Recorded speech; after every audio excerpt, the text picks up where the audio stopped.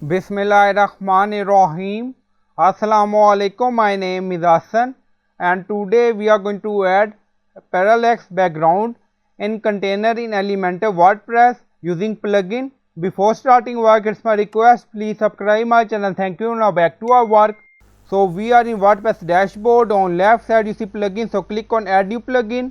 Then in search plugin write Royal Elementor add-ons and templates. So this is plugin we will use. So you will install this plugin and activate it, and after activation on left side you see Royal add-on, so click on it, and then you see extension, so again click on it. Now you see parallax background enable. Now go to Elementor page and refresh the page.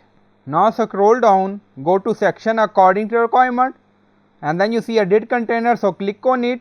On left side you see style, so click on it, and then you see background type, we added image, and then scroll down, you see parallax royal add-on, so click on it, and then you see enable background parallax, so enable this option, and then you see animation speed 1.4, so you can set according to your requirement, and then you see scrolling effect, so scroll and zoom, so you can set according to your requirement. Now scroll and then click on update. If you want you can set zoom.